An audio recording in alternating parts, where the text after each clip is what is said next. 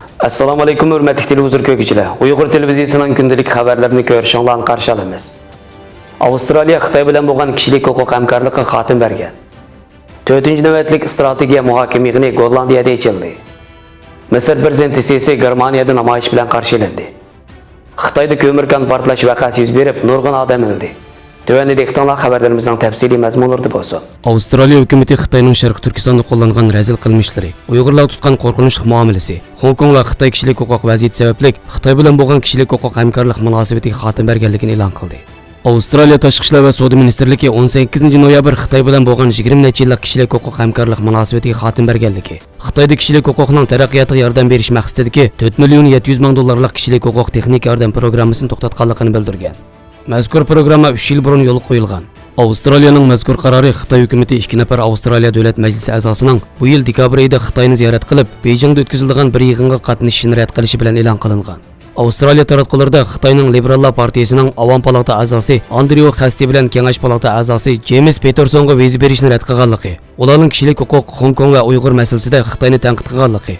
Andrew Xasti 17-noyabr kuni o'zining James Peterson bilan Xitoyning Avstraliyada o'z ta'sirini kengaytirishga urinishi, shundaqla uning Xinjiangda Uyg'urlarning kishilik huquqini dafsanda qilishini tanqidlashdan to'xtab qolmaydiganligini bildirgan.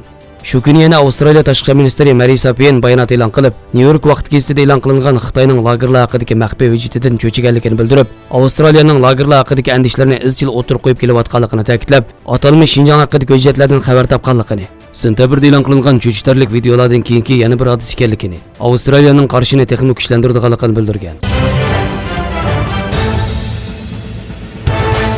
Erkin Asiyora Düz xabarda xalqarada Uyg'ur masalasining yukselishiga ergishib, dunyoning har qaysi joylaridagi Uyg'urlar bundan keyin dunyo vaziyatida qanday o'zgarish bo'ladiganligi, bunday bir vaziyat o'zgarishining dunyo vaziyatiga ko'rsatadigan ta'siri, Uyg'urlarning nimalarni qilish kerakligi to'g'risida bosh qotirmoqda. Bu vaqtda muzokara olib berish uchun Gollandiyaning Amsterdam shahrida 4-navbatlik strategiya muhokama yig'ini o'tkazilgan. Yig'inni Anqaradagi Uyg'ur tadqiqot instituti uyushtirgan. Gollandiyadagi Yevropa Sharq Turkiston ma'rif jamiyati sahibxonlik qilgan bo'lib, Kanada, Avstraliya, Germaniya, Gollandiya, Shvetsiya va Turkiyadan bo'lib 17 mutaxassis va ba'zi cho'ng ommaviy tashkilotlarning mas'ullari ishtirok qilgan.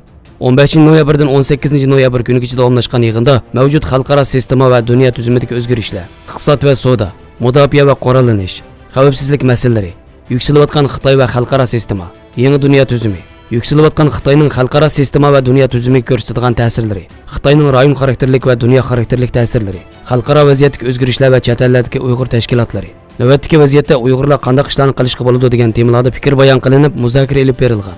Strategiya muhokama yig'inining 1-navbatligi Shimoliy Siprosh Turk Jumhuriyatining Gerni shahrida, ikkinchi qatimligi bo'lsa Germaniyaning Berlin shahrida, 3-navbatligi Belgiyaning poytaxti Bryusselda ochilgan.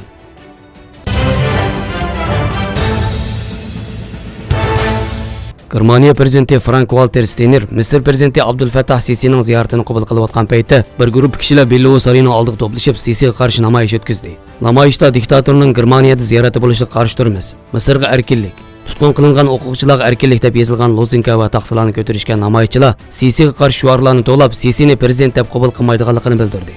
Germaniya prezidenti Frank-Walter Steinmeier bo'lsa, Sisini Bellovo saroyining darvozasida qizil gilamda qarshi oldi va axborotchilarga yepiq shaklda uchrashuv o'tkazdi. Abdul Fattah Sisi Germaniyaning G20 davlatlar guruhi navbatchi raisligi mazgilida, ya'ni 2017-yilda ishga oshirilgan Afrika davlatlari bilan hamkorlik o'rnatish harakati munosabati bilan 20-noyabr poytaxt Berlinda o'tkaziladigan nurg'un Afrika davlatlarining prezidentlari shundaqla hukumat boshliqlari qatnashadigan konferens qatnashidi ekan. Germaniya bosh ministri Angela Merkelning sahibxonligidagi bu konferensda taraqqiy topgan davlatlardagi savdo sanoatchilarining Afrikaga texmi ko'p mablag' selishini ishga oshirish nishon qilinmoqda ekan.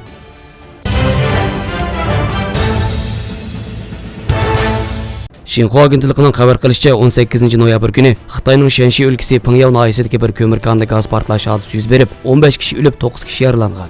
Portlash voqeasidan burun quduq ostida 34 kishi bor bo'lib, voqeaning kelib chiqish sababi jiddiy tekshirilmoqda. Xabarlarimizni ko'rganinglarga rahmat. Ko'rishguncha omon bo'linglar. Xayr xo'sh, Allohga omonat.